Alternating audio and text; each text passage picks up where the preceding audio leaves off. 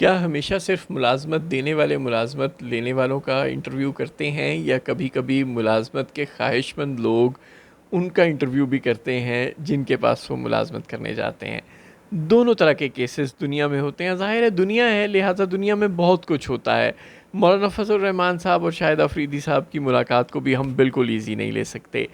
جہاں آپ اسے شاہد آفریدی کی میٹنگز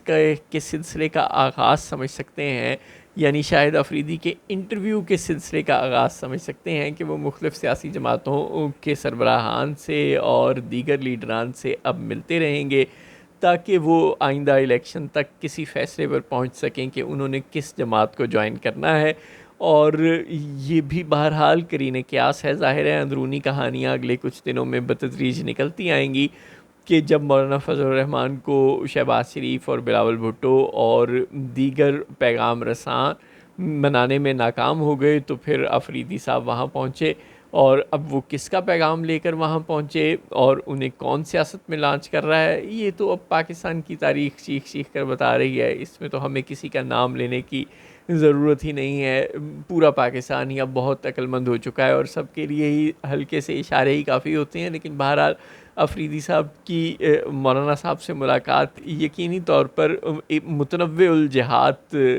قسم کی ملاقات ہے، اس کا کوئی ایک آدھا پہلو نہیں ہے، یہ ہمہ جہتی اور ہمہ پہلوی قسم کی ملاقات ہے۔ عین ممکن ہے کہ یہ شاہد آفریدی کی سیاست میں باقاعدہ انٹری کے سلسلے کا آغاز ہو، عین ممکن ہے کہ شاہد آفریدی اب اسٹیبلشمنٹ کے کہنے پر یا اپنے خود ہی اپنے روشن ضمیر کے کہنے پر مختلف سیاسی جماعتوں کے سربراہان سے ملاقاتیں شروع کر رہے ہوں اور یہ جاننے کی کوشش کر رہے ہوں کہ انہیں کس جماعت میں شامل ہونا چاہیے،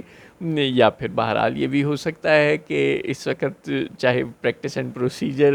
ایکٹ میں امینڈمنٹ کی ضرورت ہو، چاہے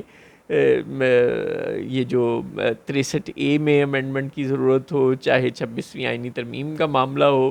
جہاں جہاں مولانا صاحب کی ضرورت ہے وہاں وہاں ان کو منانے کے لیے بھی شاہد آفریدی صاحب کوئی کردار ادا کر سکتے ہیں، پیغام رسان کا کردار ادا کر سکتے ہیں اگر وہ کنونس کرنے میں کامیاب نہ بھی ہوں تو۔ بہرحال یہ بات تو طے ہے کہ شاہد آفریدی صاحب نہ صرف یہ کہ سیاست میں باقاعدہ طور پر آئے کہ آئے، بلکہ یہ کہ وہ کس جماعت کو جوائن کریں گے یہ شاید ہمارے لیے سرپرائز ضرور ہوگا، لیکن